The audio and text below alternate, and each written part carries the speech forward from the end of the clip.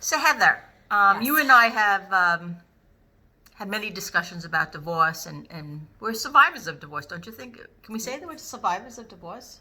I think so. I mean, we overcame, a very tricky, time in our lives, right? So what do you think for women over 50, the challenges are that they have, when they've been divorced? Okay, so I just want to preface this by saying that, I subscribe to the belief that when things that are uncomfortable happen in our lives, it's really an opportunity to reflect, do some inward reflection, Right. and personal development, and then kind of change your life in a path that feels right for you. Sometimes it can be really conscious. Sometimes we all have just overcome things, and it's been more of like an unconscious, we just the accidental enlightenment, right? From an uncomfortable situation. So, but the one thing that I will say for women, obviously, look, our bodies are changing, right? There's menopause. There's the whole sex thing. Right. Okay. So that could be one whole, topic just, to talk about. The other is that, I feel like over 50, a woman might feel pressure to be in a relationship right away.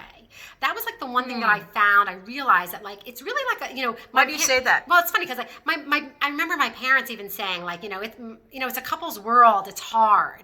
You know what? And I remember when I was first out of my marriage, it was in my mind again. I was thinking, oh, it's hard, have to be a couple. And in reality, what happened is that I actually again shifted my thought processes. I don't think it's hard. I think it's empowering to be single, right? So it's being single, it's finding yourself, finding your voice, figuring out who you really are, right? We've got the body, we've got changes in sex, we've got finances, right? I think it's really important for somebody over 50, especially if they've been divorced, to get their shit together as far as the finances.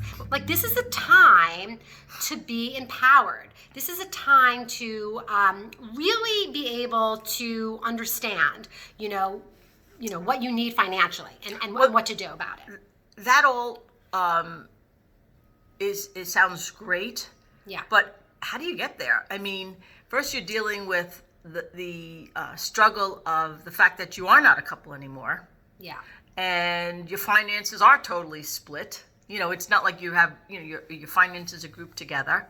And then it's living alone, where you're physically in a space with someone else. So where do you, actually, what do we do to gather ourselves up and start standing again on our own two feet? Also, there's one other thing just to throw that in the mix, especially if you have children. It really doesn't matter how old they are. Obviously, the younger your children are when you get divorced, there's much more of the parenting share. But even as my children have gotten older, there is still some give and take as far as sharing with your partner, with your ex-spouse, right? And that in itself is a huge challenge because, right. Hopefully you put your children first. Not everybody could do that because a lot of times it's just that battle between, husband and wife. So yeah. So you asked how to do it, and I mean, I guess from my point of view, the best thing that you can do in order to serve your children well, in order to serve your next relationship well, is to do some interpersonal work. It's to figure out who you are. And that's kind of where I was going with this is the opportunity to say, wait, I don't need to be quickly in another relationship because I guarantee whatever went wrong in the first relationship is going to go wrong in the second relationship. That's exactly how I felt too. You haven't learned, right? You need to figure yourself out and feel whole. And I will say this, okay. So you need to press the pause button. I think so. I think it's important to press the pause and really take time to figure out who you are and to be whole again. Whole, WHOLE. Or more right? whole than you ever more were whole before. Than you ever were before. Right. To me, it's like self-inventory. Yeah. Taking inventory of yourself. And I say that, listen, after my divorce, I have had relationships, but I don't know that I did the learning that I needed to do.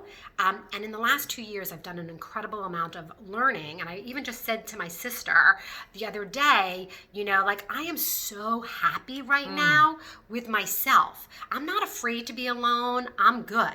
Because you like yourself. I like myself. I love myself. Yes. Right? And I love the life that I'm living. And I took the time. It hurt.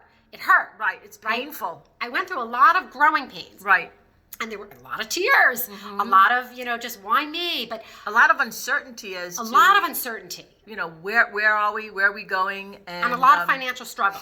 Yeah. But I'm going to tell you this, that I feel whole. And I said to my sister, I was like, you know what? I actually feel whole, like for the first time in years. Like, that's fantastic. And now I know that anybody who comes into my life, whether it be a friend or a partner or a lover, right?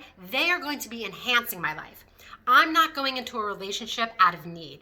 And so that's what I would say to somebody, especially a woman, right out of a divorce or a breakup. And I say this to a man as well, but for a woman, I'm just going to say, like, you don't need a relationship. You don't need to go in like needy, like, I need somebody to protect me, save me. You don't need another person to define who you are. You have to define who you are. And if, let's say you're married and whether you're married, for me, I was married 31 years, you get into dynamics in your relationship, and a lot of times codependent or interdependent. And like when you break away, you have to break away to who you are, who you want to be. Right, and that's because normal. A lot of times in relationships, especially when they're going downhill, there's parts of you that you're probably not totally thrilled with because you're engaged in breaking up something that was. And so it's like really creating a new narrative, pretty much. Yeah, so it's creating a new self. And then also I think it's really important now going forward to be conscious of who I'm allowing into my life. But to another woman, I would say be conscious of who are you allowing into your life. Is it the same old story? Is it the same old kind of person? Have you grown a little bit so that you can maybe have a new lover that's slightly, more improved, right, than the last one, that right? You're more improved, that you're attracting yes, exactly. a different type of lover. Yeah. And I think it's also going into the relationship. Look, I understand relationships are about compromise. I get that, right? I'm now saying I'm whole and I want somebody to enhance my life, but obviously I realize another relationship would be one where I would, grow with that person, right? But it's important, I think, for everybody out of a relationship, especially somebody over 50, to really recognize who you are, to no longer to know that now is the time to live your life. You don't have to find the relationship that your parents were going to be happy with. Right. You don't have to have the relationship that your peers want you to have. You don't have to feel any of that. You could shift to a whole new paradigm. Exactly. I mean, with me, I took the first year after my divorce, I really took it as a mourning, like a mourning of a death, and I think I've shared that with you because you have to, see where you were, that you invested all that energy into, all that love and also some sadness and frustration, but you have to really just, allow that time to have some separation as opposed to jumping into somebody else, like you said, because if you don't really know who you are, the reason why it obviously ended is because it's ran its course. It's ran its course. And now that's like, okay. I think that's really important to know. And the other thing is, I think it's important to allow yourself the pain. Okay. So my last relationship was 2 years ago. Okay. And I'm telling you, like, I was in the fetal position, okay, for a good weekend, and I've told you. What made you feel that way, though? And it's funny because it's not, it was just so shocking and it was so devastating, but I think it was like I didn't repress any feelings. I made myself feel all the pain and the hurt. And by allowing myself to do that for a weekend, for a few weeks, it was like it was able to move through me. Okay. And I always say, it's like a phoenix, right? The phoenix burning, right? It's like, a phoenix has to die. It then grows up newer and better out of the ashes. And I think that we have to just let, if a relationship has died, it's okay. Mourn, feel hurt, feel all your anger, but then, it's a rebirth.